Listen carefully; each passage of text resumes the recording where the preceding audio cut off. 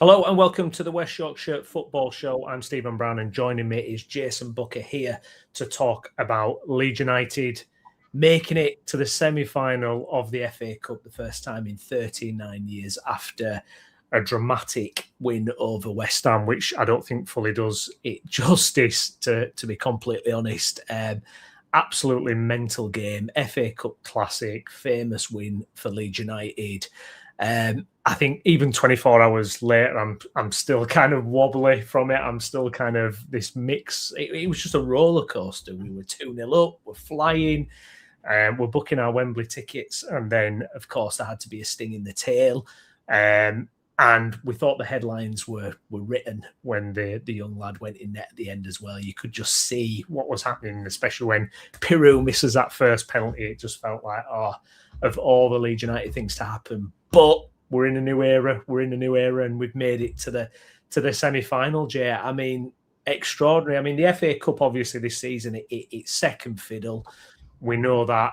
And it's a nice little distraction. But as you kind of go through the rounds, obviously, you start focusing it on more. And I can't believe it. We're going to Wembley again. I mean, we've got to remember how huge this is. We don't do this. We don't do cup runs. It's crazy how poor we are in the domestic cups for a club our size. But we're there. I mean, 24 hours later, Jay, how do you react on it? How do you reflect on it? How do you feel about that booking our spot against Chelsea in that semi-final? Mate, I was so stressed with it yesterday. I was so irritated with the whole kind of dilemma of the tie. We made it easy for ourselves, didn't we? We were so comfortable. It should have been 3-0, and I know we'll pick the game apart as we go on. But Nonto misses from a couple of yards out with a little flick. He couldn't have done much more with it. He just didn't get enough on it. But that goes in. The end of that game is it's very different, isn't it? And even that, I mean, we've seen this game so many times before. 2-0 up, comfortable, see the game out. And I thought it was just going to be the same, and so did West Ham fans. They'd gone home, and I mean, I thought it were a bit embarrassing, to be honest with you, to be leaving at 2-0 down. It was so competitive, even though I thought we were the better team. To be leaving so early was wild. And yeah, if you're a neutral watching that game, it's an absolute blast to be involved in, especially from the perspective as a Leeds fan. It was torture. And they came out in added time and scored with basically the first ball that went forward. I was like, this is typical, and that's ruled out. And it was just it was carnage on it. It was utter carnage. Daniel Farke took it really serious. You could see that with the lineup. I think the lineup was a mixture of opportunities and him actually rotating the squad to be what he saw to be right. I think Mecha coming in probably deserved the start, and I thought it was interesting seeing him alongside Okafor. Then we clearly wanted to go and try and win the game, and I thought Brendan coming out was very fair given the landscape of the team that he then went for, because he went with Tanaka in the midfield three, and he had a really, really good game. So it's posed a lot of questions. I also thought tactically we saw some big differences. I thought we saw us going through the lines. We were punching the ball through the lines instead of trying to play sideways and getting around the sides. We were actually looking into Tanaka, into Mecha, into Okafor, into half spaces, which made us look more dangerous. It does open up the opportunity that we might turn the ball over, which then gets us hit on the counter. And we saw a little bit of that. Adama were picking up some really good spaces and causes a lot of trouble. Pascal likes to rush into the midfield area, and when you're then exposed with the ball turning over quickly, it left us exposed. So it's not just all perfect because you then start being more attacking. But it was good to see that we had that in the locker yesterday. So yeah, interesting one, mate. I mean, it'll be a cup tie that goes down in a little bit of memory, won't it, for all of us? Yeah, indeed. Let's get to some of your comments. If you could smash a like on the video, get subscribed to the channel, get all your comments in as well. That'd be much appreciated. Mark, welcome on, mate. Hi, lads. Great result yesterday. Got to say our goalie was very good. Gav, stress-free game that year, indeed, Gav. But yeah, I mean, oh God, yeah, an unbelievable time. I can't describe the feeling of when it went to 2-2. I can't tell you the mixture of anguish and disappointment, because it's almost like if we'd have comfortably lost that game, let's say West Ham are a couple goals up going into the 90th minute, yeah, you're disappointed, but you're like, well, that's the FA Cup, bye-bye. It's the fact that, you're in the 93rd minute, you've got a Wembley place there, and then it gets kind of snatched away, and yeah, and then when they scored in extra time, you just thought, oh my God, but alas, we got a reprieve. I think it were a combination of a couple of things.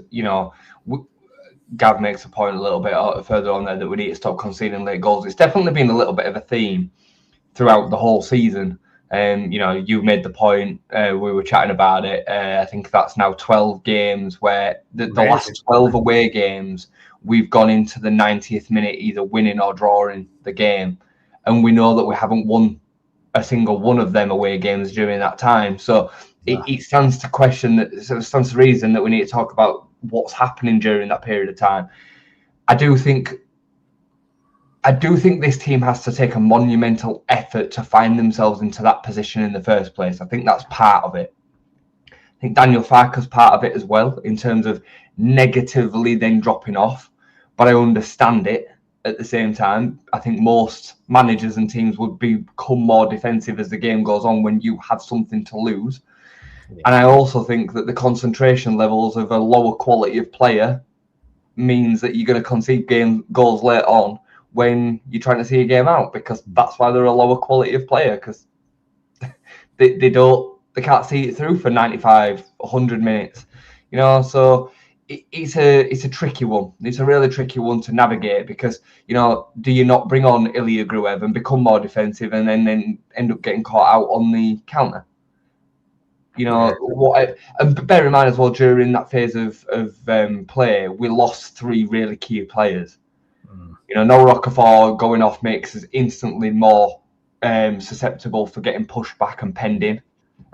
We have Sebastian Bornau at right back-ish at one point, because we've lost Joe Rodon, who's huge, and Anton Stack also gets injured. So it's tricky, isn't it? Oh, yeah, no, absolutely. I should just quick mention big congrats to Scoops tonight. Yeah, Lincoln promoted Michael Scabala. Hell of a job he's done there at Lincoln. Yeah, it's interesting. I think kind of teams seem to have a thing every year that happens. Our thing this year seems to be away from home, kind of conceding and that kind of thing. Because I actually thought because the West Ham were coming at us, I thought the subs worked until it didn't kind of work. Do you think the psychology of 11 minutes added on as well? It was almost like there's enough time to get 2 goals. Is it, that kind of extra mental thing of, or they actually, if they get 1, they could actually have time to get back into this. Because at 11 minutes, I was like, oh my God, surely not. But we even 2-0 up, you just thought, nah, it's fine. If we'd have been kind of 1-0, because I think that's the first time we've had a 2-goal lead. In that stat that you mentioned there, I think it's the first time we've had 2-goal leads. So you thought, oh, surely we won't lose a 2-goal lead, but alas, we managed to do it. I mean, I am never uncomfortable at 2-0 up. I've never been uncomfortable. No. It's been very much a case of that tends to be game, set, and match. It reminded me very much of the West Ham game at Ellen Road, because I thought we put ourselves into a 2-0 lead that day. They get 1 back really late on, pretty much against the run of play, and then we see the game out. That's kind of what it felt like, just to manage to get 2. There's nothing instructional that means that I don't think that Daniel Farke saying let them cross the ball in. That's not a thing. The players have kind of chosen to do that out of fear of losing the lead, and it makes you susceptible to chances. It's too, like the 2 real quality moments, Jared Bowen's strike that hits the post, and then the Adama Traore cross, which is quality. Like, it is quality. So yeah, it's a real difficult one, I think, when you're trying to then pinpoint why it's happening. And you know, we've seen out so many leads under Daniel Farke, certainly in the Championship, but also in the Premier League. All the wins that we've got this season, really, besides the Crystal Palace win, have been by a goal, I think. So we've seen out results. You know, I mean, you could even argue in the Palace game, we conceded late in that one. If you remember, we ended up going really through good chance as well, didn't they, to get another one, didn't they? Yeah. And then we ended up scoring going the other way. So there's something, I think, more in the mindset of the players than it is a instructional, tactical thing. I also think we put so much in during the first 75, 80 minutes that come the last 20 minutes. And then, you know, you're looking at a situation where you've got an extra 10 minutes in the case of yesterday. It's hard for the players to keep that focus level. Yeah, absolutely. Taking it back then and going back to that starting lineup, and I kind of appreciated the international break this time. Normally I can't stand them, but I think it served as a bit of a palate cleanser with Leeds, I thought. Going into this weekend, obviously a bit of a buffer till we go back to the Premier League, because we'd had some pretty turgid games before this. We'd had, you know, the Sunderland game, the Brentford game, some real horrible games, not many chances, no football that you could really see. It was absolutely shocking. I thought Tanaka and Okafor made a huge difference. And let's talk about Tanaka, Jay, because you and I have been critical of him this season. And yesterday, for me, doesn't completely mean that he should have played all 30 games to date or anything like that. I don't think that. Is there an argument he should have maybe played a bit more? I don't know. But for me, because he played so well yesterday, it doesn't change the fact that he has made mistakes this season. He hasn't performed like that every time he's come into the team.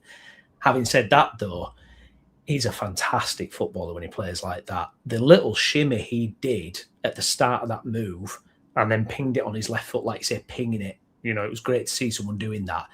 And the goal, by the way, the technique, I mean, unreal. Absolutely unreal. It's another huge moment for Tanaka. And I'm just praying that he's kind of, because of that performance yesterday, he can have an impact in these last few games, because it felt very much before yesterday there's a good chance that we don't see much of our Tanaka for the rest of the season, because, you know, in the limited opportunities he's had recently, it's not really happened for him. But it feels like yesterday could be a turning point for him. And with, you know, 7 games to go, could be absolutely massive, because, you know, it did feel like we had more going forward. It felt more fluid. And he was a huge part of it. And I thought defensively he was really good as well, harassing people, closing people down, blocking passing lanes. We know he's a much better footballer than Gruev. We know that. But Gruev has been so, you know, delivering that plan that Farke wants. You know, he just does it. I thought Gruev was good when he came on yesterday as well. But Tanaka is another level of what you can get from him. It's just consistently enough. But I mean, where do you stand with Tanaka? What did you make of his performance yesterday, and what do you think going forward for him for the rest of the season? I think everything that we've said all season has been spot on. Yesterday doesn't change my mind on that. And even in the good performances this season, it doesn't change my mind. But it's a reality. That's the performances that he's given Brownie. Like, it's not being harsh. He lost his spot. Like, there's been this kind of notion from some that Farke's dropped him because he don't like him, and it was Farke's fault that he's not playing. It was Tanaka's fault that he wasn't playing. He stopped delivering the levels that was needed, because he started the season quite well. He stopped delivering the levels that he needed. He then got opportunities and failed. Cup games, sub appearances. You know, this whole notion again of he's not getting enough game time to then be able to get into the flow of game. Like, I don't buy that. And we saw that yesterday. Yeah, so he didn't have a flow of games into this one, but he played well. Yeah. So he's taking it. So what he's done yesterday is exactly what we needed to see him doing on all the other opportunities, is take his opportunity. And he took it. Yeah. Now, look, if he now all of a sudden goes back to not playing any minutes, I'll then be in the same camp as you saying Daniel Farke's getting it wrong. But he will now play minutes. Yeah. He will probably start the next game if Anton Stack's fit, he'll start the next game over Brendan Aronson, and rightly so, because it is a meritocracy. Like being a first team player starting football games for any team, you have to go and earn the right to do that. And right now, Tanaka's taken an opportunity yesterday, and he'll start. I feel almost certain of that. So I 100% we shouldn't overlook what Tanaka can give us, because he's capable of. I don't think Ilya Gruev or Anton Stack are capable of scoring that goal yesterday. Never mind Brendan Aronson. I don't think any of them three are really capable of doing what Tanaka did yesterday in the build-up to that goal and scoring that goal. The composure to drag that back onto his left foot and then strike it. Yeah, it takes a deflection, but it was probably going to go in anyway. So it's all a balance. He's taken the opportunity now. And he deserves it. It was good. It was brilliant yesterday. You're right. Like going forward and defensively, he was plugging holes. He was making the right decisions at the right time. And when he released the ball, when he kept hold of it, he was finding the gaps. He was brave to punch it through the lines, as I said earlier. He was a threat in an attacking sense and in the build-up sense as well. And I mean, for me, in terms of the impact between the two, I thought Noah Okafor was excellent yesterday. Kind of pivoting onto him. The first 60 minutes especially, every time he got the ball, it was scaring West Ham to death. It looked like he was confident in his body. He looked strong. He looked fast. And he gave us that little bit of difference. I mean, it only took us 90 seconds to have one of the best opportunities that we've seen in about 5 games. He whips it in, and I mean, I thought that we're in for sure, and Areola makes an unbelievable save. So, yeah, they make a massive difference going forward to the pair of them. Yeah, the Okafor, he has this ability to kind of stand up the ball, and you just know he's going to get the ball 20, 30, 35 yards up the pitch. And God, how have we missed that in his absence? And you're right. I mean, just the amount of opportunities he was able to carve out, even if didn't always get the finish or the final ball or whatever, it's just a threat. It's just like someone being able to just take the ball up and just relieve that pressure. And we've not had that. We've not had that, and it could be absolutely huge going forward if, touch wood, he can stay fit. Yeah, 100. I mean, Okafor, it's been a problem all season with his fitness, and I don't know whether he went off with an injury yesterday or he was just blowing. He made the same run that he made in the last appearance that he made. Got to the byline, looked knackered, and then started limping as if he'd done a hamstring or something. He's made out of biscuits. He's very, very, very injury prone. Some of it comes with the type of player that he is, because the high twitch, fast movements is the same as Chris Somerville. Chris Somerville obviously has got an injury at the minute. He was the same when at Leeds. Then Dan James is another one. Dan James always has periods of time out because of the intensity that their muscles are under a very quick period of time. It stands to reason that these kind of players get more injuries. They're also under more tackles than everybody else. They put themselves into a position and a situation in which they're going to be riding challenges. Defenders are desperately trying to get out of them and win the ball. So it stands to reason they're going to be getting injured more often. But he is very, very, very injury prone. The same goes for Rafinha, and Rafinha is never injured. Same goes for Jack Harrison's another one. Jack Harrison was never injured. You can say what you want about him in terms of his quality, but he was never injured. So there is still some. It comes with some players, doesn't it? So yeah, indeed. We need him. We need him desperately. Yeah, we do. Let's get to some comments. 78. Tanaka should play versus Scum. It's a free hit, so let's test him. Don't know about that. I don't know about it being a free hit. Gav AO had 3 good games in a week. Longstaff or Tanaka for Stack is going to be a big miss. I mean, it's been an interesting season for Longstaff as well, because I think Farke haters, there was a lot of, he loves the Longstaff. He loves like a player like Longstaff who's so basic, and we haven't seen Longstaff for weeks. He started the FA Cup game and that is it.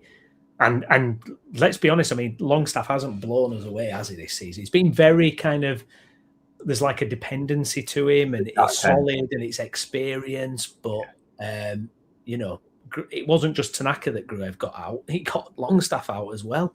We haven't seen Longstaff in a run of games now since you're going back to that Brighton and Forest defeat. That's how long ago it is. Brownie, I think this whole notion that he's got favourites is a nonsense. I think he's an absolute nonsense. I can't think of a single example where it really stands the test of time. Like, you want to put Brendan into that equation, but Brendan deserved to start this season when he got into the team. He changed our trajectory of the way that we looked creativity-wise massively. And he's recently now lost his place again, and I would argue that's okay. I'd say it's probably fair. His impact has reduced, even though I still think he gives us loads out of possession that the other players don't. But I'm happy to say that in possession, he's now not given us as much as Okafor, Stack, Tanaka on yesterday's performance as well. Jaden Bogle's been dropped this season. Perri, Pirot. Pirot was one that was labelled as being his absolute golden child. He got one chance really this season. Played well against Everton. Played crap against Arsenal. We've not seen him since in the starting lineup in the Premier League. I can carry on going through the whole team. Longstaff's another one. I'd say Ampadu's the only one that's exempt from it. He's going to start. Yeah. He's your captain. He's your best player. That's fine. I just don't think it exists. No. I don't think it exists at all. No, I don't think. I think it's quite overblown. Is that? I mean, lots of talking about. I mean, we should say as well, and Glenn's mentioned it. I'd love to know how many apology letters we get compared to other clubs if we lost that. All we'd have talked about was the officiating. I mean, some dubious moments again. Jay, I mean, Stack chance and gets absolutely wiped out. And there's a photo flying around socials today, Stack's ankle, which is like that. You've got obviously the high boot. I mean, that high boot. I mean, what? How was that not? How did that not get picked up? I mean, it's on Struik's head. Yeah. I mean, look, I'm going to be straight on these two, right? I think the penalties are an absolute shocker. It's a shocker. In no world. So I can't remember who it was, whether it was commentary or whether it was Joe Cole, but somebody made the point that the momentum of the challenge meant that it was okay because the ball had gone. That makes no sense. If Stack keeps the ball to his right-hand side and he doesn't get the ball, Kilman wipes him out and it's a foul. It makes no sense. Just because the ball's gone, because it hasn't resulted in a goal, it should be a penalty. It's as simple as that. It's black and white. It was such a bad decision. It was a bad decision that it wasn't given, and then it was an even worse decision that it's not given by a VAR. It makes no sense. And he's now, cropped Stack. It's unlikely he's going to make Monday. It looks more like a twisted ankle than a broken ankle.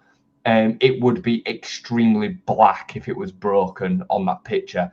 I know I've got a real history with ankle injuries myself, and it looks like a severely twisted one.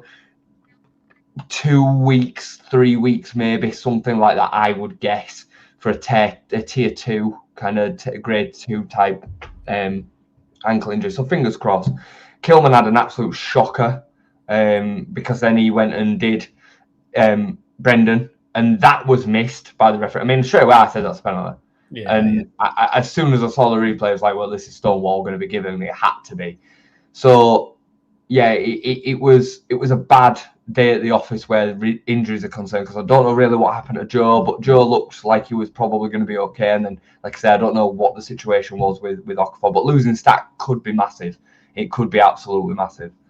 Yeah, that is a big worry. That Kilman, by the way, what did he cost? 40 million from Wolves or something? Or... They hate him down there, don't they? I mean, I know he's not the flavour. Well, they missed Mavropanos, didn't they? Who's been excellent since Disasi came in, and Disasi had a decent game. But I actually thought Mecha dealt with him really well. I thought he played really well, Mecha, again yesterday. Lincoln play well, and Okafor, like I say, gave him no end of trouble down that side. Yeah, absolutely. The injuries then, Jay. 3 of them. Well, we don't know how about Okafor and whatnot.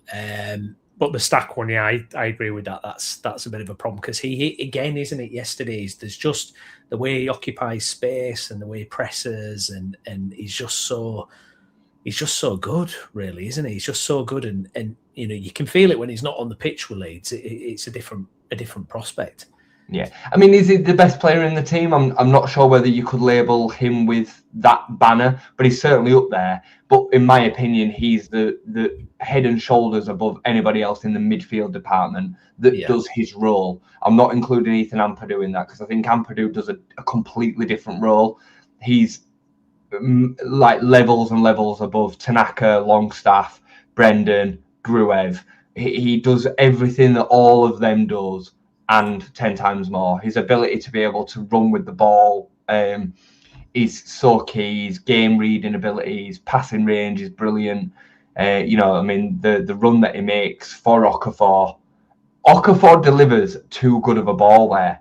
It gives Kilman an opportunity to actually make that challenge.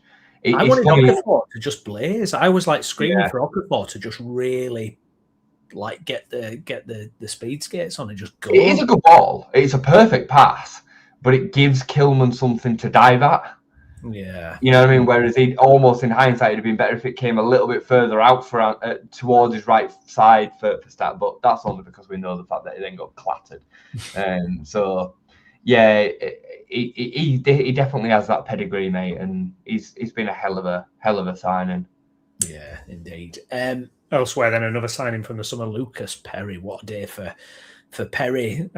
Redemption to some extent there, and I mean the save in a couple of minutes into the game, absolutely fantastic. Some of his saves yesterday, and obviously a hero of the penalty shootout, saves a couple of West Ham penalties. But he had a Perri moment. He had, a couple of Perri moments for me. Obviously the header, don't know what he's thinking.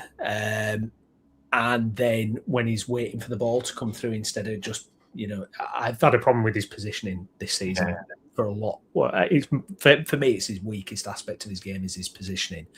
And we saw that again. And I think potentially is this why Farke is going to Darlow at the minute? Because I think Darlow is a lesser goalkeeper, but he doesn't make mistakes. I think Perry's got a mistake in him. Well, is that fair? Yeah, it is fair. It is fair. I mean, all keepers have moments in them, but in my opinion, if Darlow's in the goal yesterday, we'll lose the game. Perry's in the goal, we don't. Yeah. That's my opinion. The first chance, the one that Castellanos has, that Perri saves. I mean, it's an absolute world-class save down to his left. Yeah. I don't even think Darlow's getting away, but he certainly hasn't got the strength in the wrist to keep that out, I don't think. The second save from Bowen, Darlow might make that one, I'm not so sure. But the first one, he definitely doesn't. We're 1-0 down, and the game's a completely different kettle of fish. Yeah, he makes the error on the bounce. It's not his positioning in terms of then shot stopping. It's his positioning in terms of coming and meeting the ball halfway between the defender and the goal line. Yeah, I mean, Yaka were absolutely ballistic with him yesterday. The one in added time where he's just not coming. He's second guessing himself all the time. I spoke about it before. My son has a similar issue. He's a 16-year-old goalkeeper, and he basically, just very quickly, had a period of time out of goal from the age of 11 to 15. And I say to him all the time, you haven't got that pre-programmed experience of when you need to go and when you need to stay. So you really need to learn it. And it's like Lucas Perri has not got that. It's like he's not got that instinctive, okay, that's this amount of distance away from me, gauging the depth of the perception in front of him. And he can't make a decision. So then he gets caught in no man's land. That's what happened there with that one yesterday. I mean, it weren't even difficult for him to just catch it. No. He didn't need to head it. No, and if you are going to go and head it, you go and deal with it with conviction, But I would still rather have them odd moments and have a really good shot stopper than have Darlow, who will maybe make that decision right, but then not keep us in the game when we really need him to. Would you be picking Perri for the rest of the season then? In fact, I just think he's a better keeper. I think he's a better all-round keeper. I think his kicking's better. I think the fans jumped all over this notion that his distribution was bad early on in the season and they can't let it go. There was nothing wrong with his distribution yesterday. His distribution was solid. He's got the long throw. I think he's commanding enough in crosses and corners I think we saw a few of them yesterday who came out and punched well. I think he's a better shot stopper. I just don't think he's as clinical in them decision-making moments that pop up from time to time. Yeah. But overall, I still think he's a better keeper. I think there's something in the players as well. You know, both the Birmingham game and again today, it was like the players were trying to feed in. I'm talking about his teammates. Were trying to feed into a narrative after the game of he's a good goalkeeper and we need to back him. I'm pleased for him. Yeah. I don't know if you remember after, but it certainly felt like that yesterday with some of the players and Pascal and the way that they went to him afterwards. I think they prefer Perri being behind them than Darlow, personally. Yeah, interesting one. John, pleased for Perri. He had a hard season. It was interesting. I was speaking to John today, actually, and he was saying, have you seen Perry's post-match interview? Yeah. And Farke has made reference to this before about him being a really kind of sensitive, intelligent kind of guy. And he looked very emotional, really emotional. And you know, you wonder temperament-wise, does that factor in a little bit as well? Because he does seem like a really nice guy, but it seems a lot. And it must be weird for him because, he came with a good reputation. He'd been spoken so highly of, and it's hard to lose your place as a goalkeeper. I mean, it's not, it's one thing if you're an outfield player, but as a goalkeeper, to lose your place and you were the goalkeeper signing and, the backup is now taking your place, it must be an absolute emotional roller coaster that he's been on this season. Yeah, absolutely. And it's not easy going to a new country. It's not easy meeting new teammates. And, he's playing for a massive club as well, one with such expectation. I mean, I don't know what it's like to play for Lyon, but, Leeds are the fans are unforgiving. Yeah. Absolutely unforgiving. One thing I will say about Daniel Farke is clearly not lost complete faith in him. Because if he had, he wouldn't be playing him in the cup either. He'd be playing Carl Darlow. So I personally think Daniel Farke's biggest asset is his man management of his players. He gets it thrown at him from time to time about the likes of Nonto and Tanaka and whatnot. But the reality is he knows them better than anyone. And Tanaka and Perri both been case in point yesterday. Come in and both play extremely well. Well, how is that bad man management then? If he's taken them out of the team and he's been able to then rebuild them back up, get them into a certain way of feeling and confidence and playing again, and then brought them back into the team at the right time, that's perfect man management. So I think he's probably done the right thing by Lucas Perri in being able to maybe rebuild him. Maybe not to be the number one this season, but I would be stunned if Lucas Perri is still at the club next season and isn't the number one. I think he'll either go out because Farke's lost complete faith in him and he's not his man, and we replace him and get somebody better, or he builds him back into being the number one. Yeah. Mark, I think Perri is the better keeper. Michael Perri believed he was called up to the recent Brazilian squad. I didn't even realise that, to be honest. Nonto, just quick word on Nonto. What did you make of his impact yesterday? I thought it was all right. Yeah, I thought it was all right. He were buzzing around. He were getting into dangerous areas. He were fluctuating between the right and the left quite nicely, which opened up some good spaces for him. I thought his impact over the last couple of sub appearances have been much better. He's starting to impact the game again in a way that we know that he can from moment to moment. I would just like to see his quality be a little bit more, a bit more conviction to it, I guess. Needed to take that ball into the corner though, rather than into the box at the end. That were really poor game management. I can't remember if that was at 2-0 or I think it was 2-1, wasn't it? It were at 2-1. It's the same as the Tanaka conversation. In terms of the mentality and decision making at the right times needs to be so high, because at this level you just get absolutely crucified if it's not. And that's again what happened yesterday. But the commentary team made a point of him with him yesterday. He's still only 22, and he feels like he's been around forever and he should be developing at this pace and that pace. But the reality is he still is very, very, very young. So he has got time on his hands, and as long as he can keep on coming on and impacting games to some point, I haven't got a problem with him being around. But I wouldn't. The drop off between him and Okafor is massive. Anybody that's calling for Nonto to start over Okafor just doesn't understand what they're watching. because they are so far apart in terms of quality, just like they were for Cree Somerville and Willie Nonto, and just like they were for Manor Solomon and Willie Nonto. The gap between them is massive.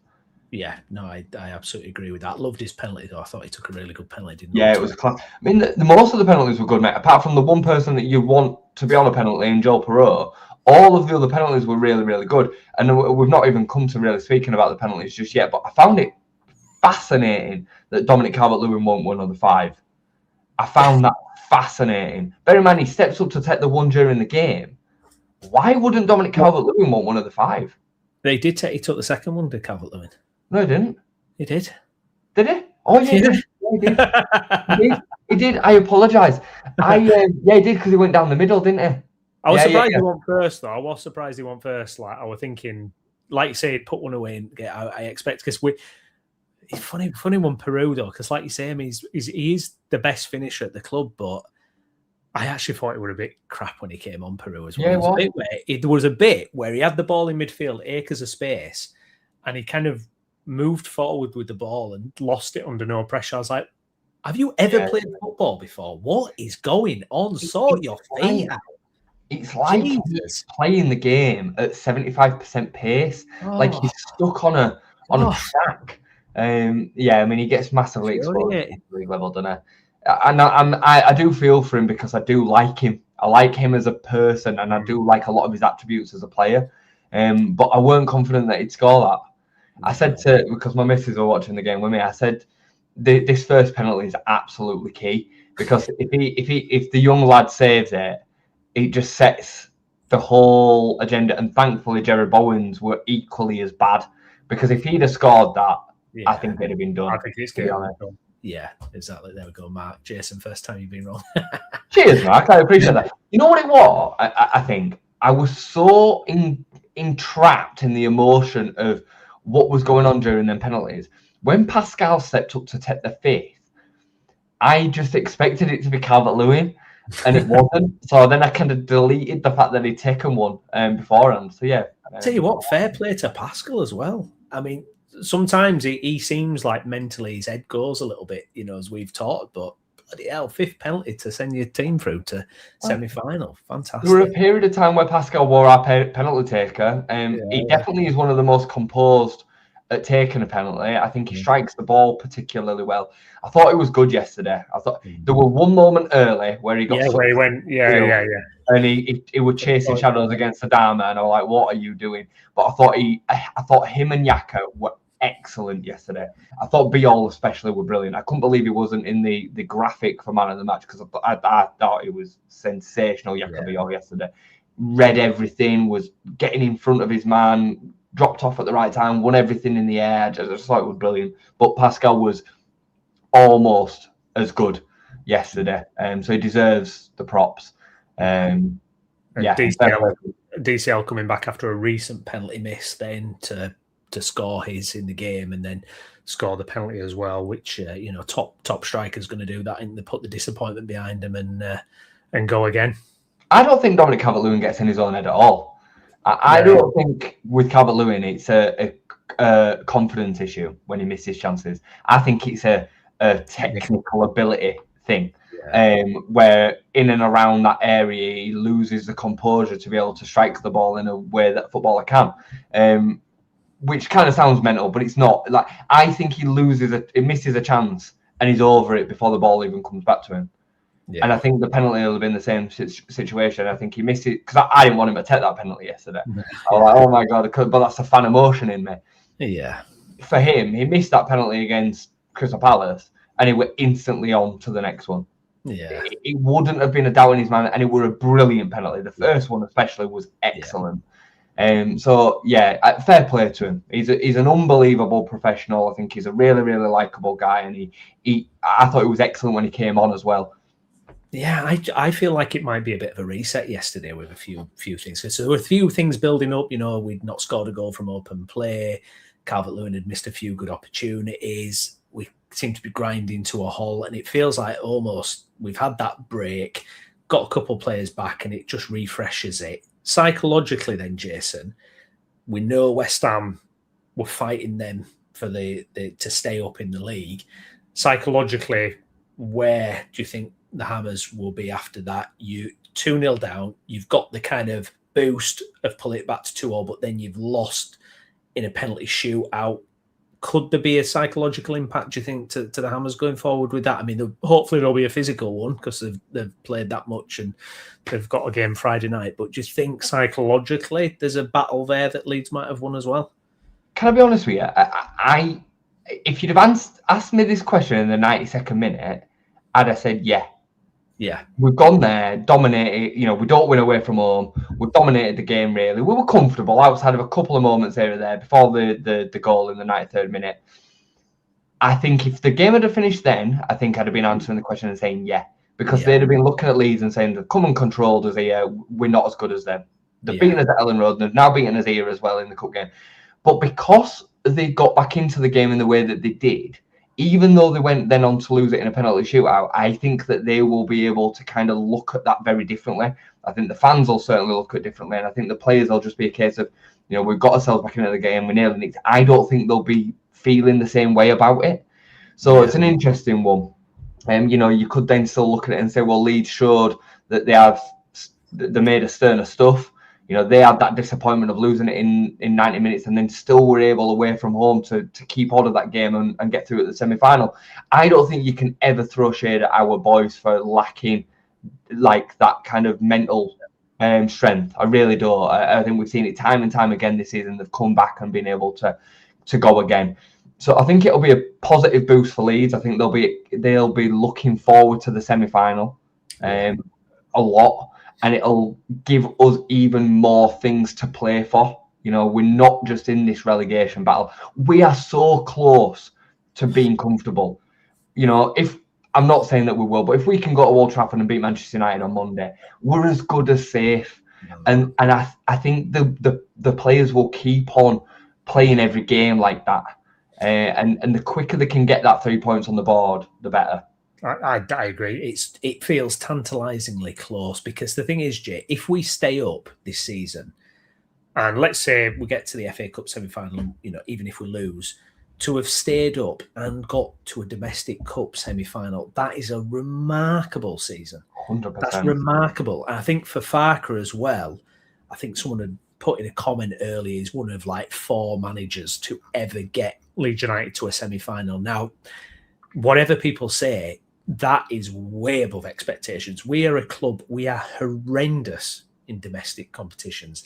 And he's taken a bottom, arguably a bottom 5 club, whatever, in the Premier League to the semi-final. He's guided us through that. We never did that with the O'Leary team. We never did that with the Wilkinson team. We lost to Sheffield United. Yeah. In the quarterfinal of, I'm sure we were quarterfinal that year, of whichever cup it was. And they were a championship side at the time. We had an unbelievable side. There's no ifs or buts. If Daniel Farke finishes 17th this season by whatever points difference, goal difference, whatever, and we have finished in 4th place in the FA Cup, as in we've lost in the semi-final. Daniel Farke is, in my opinion, the most successful manager since David O'Leary. And I include Marcelo in that as well, because I think staying up this season is much harder than when Marcelo kept us up. We know what happened in season 2 of the Premier League, and the cups do matter. I would argue that getting to a semi-final or hopefully a final of the FA Cup at this point with this Leeds team is more difficult than what we did getting to the Champions League semi-final under O'Leary. Yeah, it feels I would.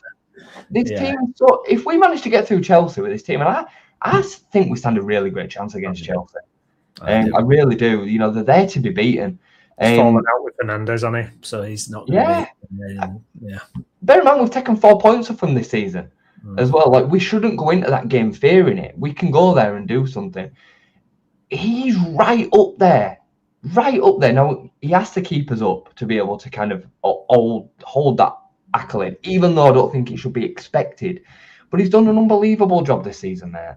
Well, I think the FA Cup success pushes it. If we stay up, it pushes it into the territory of, okay, you've not just achieved what we set out, you've gone above. 100%. Because that we do not do FA Cup runs. We don't do it. And we've got, I agree. I think we've got a really, really good chance of progressing. Getting to the semi-final of an FA Cup and staying up is better than finishing 10th. 100%, but yeah, agree. It doesn't even compare, for me. Getting another 7 points on the board, which, would be nice or whatever, but that'll be about what the gap will be, 7 to 10 points or something like that. I think it's an unbelievable achievement. I also want to say as well, because early in the season when we talked about would you take winning the FA Cup but getting relegated from the Premier League, and some people have said, well, everybody remembers 1972 and they don't remember all these other seasons. What I would say is, why did Leeds United win the FA Cup in 1972? Because they had a bloody great team. Yeah. Why did they have a great team? Because they were competing in the league at the top level year in, year out. So I've come down on the side now where if you're a good Premier League team, if we stay in the Premier League and build, we will see more FA Cup semi-finals. We will see more Wembley visits. We'll hopefully see a European run. If we go back to the Championship, it's much, much less likely we're going to have any of that. Now, look at us. We had 16 years we had one League One promotion in 16 years. That was the only bit of success. Yeah, there were great moments, great memories and moments and individual games but overall, a really barren period, a really depressing, barren, empty period of success. This last 8 years, since Radrazani took over the club, now the 49ers, and we've got to the Premier League, we're starting to, it feels for me, Joe, we're in a different era now, an era where these things can happen. We're getting to Wembley, we're getting back to the Premier League and exciting things happening where you're competing again. And I can't tell you how vital it is we stay in the Premier League this season. If you give me it now and go out the FA Cup, let me sign that contract. Because we need to stay in the Premier League. We have to. I made that exact point. Downsy put it to us in the group chat yesterday, and that were exactly my response. There's been no way that I would take survival in the Premier League over an FA Cup win every day of the week, because I want to have Leeds United be competitive towards cups every single season. Exactly. And you're absolutely spot on. Like, you can do that and build year on year in the Premier League. You can't do that in the Championship. You might get the odd season where a Southampton gets to the semi-final of the FA Cup, but it's very, very, very rare. The gap gets bigger and bigger and bigger. We can hope with a few seasons of building to be in the quarterfinal, the semi-final, or the final of the FA Cup every year if we are a Premier League team. So no, not a chance in hell. I would take it right now. Delete the FA Cup semi-final. Void it 3-0 for us to have enough points on the board right now to stay up. Not because I'm not ambitious and I don't want to win things, just because I recognise how important for our future that it is to stay up this season. Absolutely. We don't want it to be a one-season wonder. No, absolutely not. And, you look at the financial accounts that came out last week and how well we are doing. I mean, I say well, in the modern financial climate where everybody loses money, we've brought net debt down, we've broken revenue for the Championship, we're in the top 10 commercial income in the Premier League, and we've played how many seasons in the Premier League in the last 20 years? It's crazy potential. If we go down to it, if we go to the Championship this year, I think I don't think we bounce back immediately, because I just think you're having to basically rip to shreds everything again, and that's where you do end up with Jack Harrison finding his way back to the squad, because you just need numbers. So for me, like you say, null and void it, and we'll take Premier League safety. Thank you very much. I'm not as negative in terms of what I think the rebuild would potentially look like. I don't think it would be as bad as, it certainly wouldn't be as bad as when we first went down to the Championship. It could be on par with the last time. There was still a lot of change in that. There'd be a lot of players that would be very attractive to other teams. We'd get a lot of money, I think, for the likes of Anton Stack, Gabby Goodmunson, Jacobi All. I can't imagine some of them being playing in the Championship, but I think we'd be in a far better position than Burnley and Wolves. And Do you know what it is? I don't want to start again, though. I don't. No, want I agree with you. Know what I mean? I'm like, oh, I'm just saying out loud. Start again, friggin' hell. I know. No, I'm there with you as well. Yeah, there we go. Glenn says Europa League next year. Yeah, we'll see. Somebody asked a question a minute ago, and we'll definitely get to some of your comments before we finish up, unless you have to dash off, mate. I can't remember what time you have to go. Get a couple in, yeah. I've got. But I do think that one of us or Southampton would qualify for the Europa Conference. I think. I don't know if it'd be Europa League or not. I can't remember. But if Chelsea and Man City both get Champions League qualification, it definitely then goes down to the next one. And I think it'd be right? Yeah, I believe so. Yeah, because and I think it'd be us because Southampton are lower placed in the pyramid. So I think. Blimey, yeah. Someone vet that. That'd be amazing. Michael also saying Daniel Farke has achieved some historic first as Leeds United, 100 points with championship title. No, Leeds United has achieved that. Peter, great podcast, guys. Yeah, thank you very much. Just before we have to disappear, then Jay, that's the FA Cup. We can park it. We've got Chelsea semi-final, April 25th or 26th, I think it'll be. Okay. But it's back to the league, and with that performance yesterday, like you say, it feels so tantalisingly close. One win at this stage. If we could do it Monday, I mean, it'd just be it'd be massive. Players must be desperate to get it over the line. Yeah, I don't think that they're looking stressed by it. I really don't. No. I think I know there's been some difficult performances to watch, but I think that's got a lot more to do with what the opposition have done against us. Brentford came for a point. Palace, we had a situation where we were really in control of that game, and we then got robbed out of it by the referee. Sunderland came for a point. Had Ethan Ampadu not gone like this, they wouldn't have had a shot on target, Brownie. No. Over 90 minutes, they wouldn't have had a shot on target there. So, I just think we have to keep on maintaining what we're doing. I really want to see us go at Manchester United. Yeah. Now I know that since the reappointment of the appointment of Carrick and the change after the Leeds game, actually, wasn't it? That was when the change was made for Amarin. They've changed, and they are far better team. So we need to treat them with a bit more respect than we maybe did at Ellen Road. But I think they're still there to be got at. And I think we're capable of doing that. I think we're capable of doing it. And what a feeling, what a moment it'd be. We expect to lose that game anyway at Old Trafford, right? So go there and try and win the game. We've got excellent away from home. Yeah. You've got to say, I mean, away from home, that stat that we talk about, winning or drawing going into the 90th minute in the last 11 or 12 away games, I mean, that says, although there's no wins in that, but it says we're not hopefully going to go there and just roll over. We've lost to Newcastle since Manchester City away. That's it. And they scored twice, right, in the 90 plus minutes to turn that game around. Yeah, and we all know how that game went, and we all know the grievances that we've got from that game. We were brilliant that day. I'd love to see us go there and give that kind of performance. Yeah, because we can. We're capable of doing it, but we do have to allow within the structure a little bit more freedom, and it does come with some risk going the other way. It does. There's a case to say yesterday there were moments where we were fortunate not to concede before the 2 goals that came in, and that came because we were a bit more open. How many games have we got to the end of this season, Brandon, where we've said we've not conceded a single chance? Well, that's because of how disciplined and tight we are in where we are actually best, which is defence. Yeah.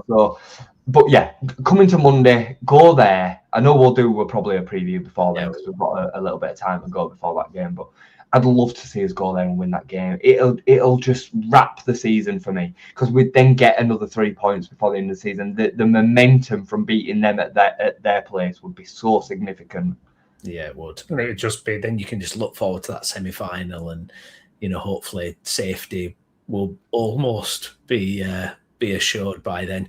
Good stuff. Gonna have to leave it there, but thank you to everyone who commented. If you've not done so already, please do like the video and get subscribed to the channel. We've got a few shows streaming tonight as well. I think we've got Town Talk coming up in about an hour, and we've got the 100th episode of the Roundtable show is tomorrow. So tune in for that with the boys. But myself and Jay will be back later in the week, and we'll get into the Man United game and a few other bits and pieces as well. I've been Stephen Brown with me, Jason Booker. Jason, thank you, mate. Thank you, mate. And we will see you again soon. Thank you very much for watching. Bye-bye.